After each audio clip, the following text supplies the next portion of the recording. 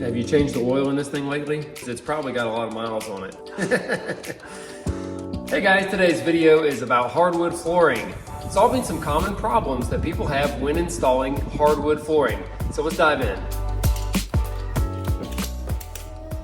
If you look closely at hardwood flooring in a lot of houses, you'll notice that the last few rows approaching the wall will be gappy. They won't be as tight as the boards out in the middle of the floor. Well, why is that? All right, let's start by looking at some of the tools of the trade. This is a hardwood flooring stapler. It shoots these 2-inch staples into the floor. I believe these are 16 gauge, all right? And they have glue on them. This plasticky stuff that holds the staples together, it's glue. When they get driven, the glue heats up by friction and it holds in place after it sets. Now, this thing has lots of power to be able to bang the boards in and nail them, even if they are gapped out in the middle of the floor, because none of your wood is going to be straight, by the way. If you're doing hardwood floors, most likely it's going to be bowed, warped, and if you threw out every bad board that you had, you'd throw away about half of it. You can see right here it has an air chuck that you hook up to your air compressor. You hold the thing by the handle and then you use a big special hammer and you bop this thing right here. And as you're driving it in, it's pushing the board down and over at the same time with a lot of force, enough to draw even probably a 1/4 of an inch gap out of a board and bang it tight to the row behind it. So as you approach a wall, you can see that if my hand is a wall, that you couldn't hit this machine with a hammer. And then as you get even closer, say 2 to 3 rows from the wall, you can't even physically fit the machine into nail a board. So after you're done with the big boy here, you have to switch to a regular finishing nail gun, okay? And guess what? That gun does not have the same power as this to draw boards in tightly. Yeah. Today we're using this pre-finished 4-inch wide white oak. Now, when you're using pre-finished wood, you really can't leave gaps and fill them because it would be really obvious. When you're doing a sanded floor, that means not pre-finished, you can fill gaps with wood filler, you can sand the entire surface and then finish it, and guess what? That filler kind of blends in and disappears at that time. We really enjoy the benefits of using pre-finished wood. The benefits are that it does cost less money. This finish is very hard. It's baked on in a very controlled environment in the factory where they make it. And you can start your next process like baseboard, hanging doors, kitchen cabinets, even on the same day as installing the floor if you want to.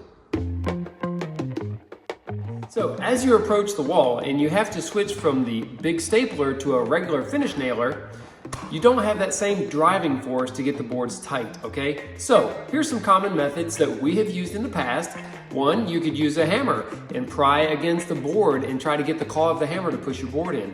Second, you could use a chisel and a hammer and drive it in and try to lean the chisel over, forcing the board in. Or you could use a pry bar, like a Wonder Bar, and try to wedge it in and pry it. Or you could even make wooden blocks and wedges that you could beat in with a hammer until the board is tight, nail your board, and then remove them. So we have tried and used all of those methods for pushing the last rows tight, and we still had frustrations. And we didn't know that there was a better way until one day we saw a professional flooring installer had one of these magic tools right here. Now this is called a power jack, and believe me, it has a lot of power. I think about 2,000 pounds of force that it is able to inflict against your wall or your wood, okay?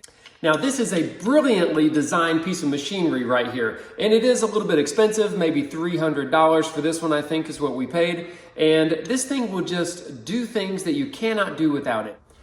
If your flooring doesn't move when you pull this thing back, it will actually push your wall across the room, okay? That's how much power it has, and you have to be careful about that actually. So maybe you don't want to cough up the cash to buy one of these at about $300 because you're only doing one project. Well, I think some of the flooring distributors and retailers might actually rent these by the day. So you might be able to use one just for a few bucks and return it and not have to go in with the big investment. Here's something interesting.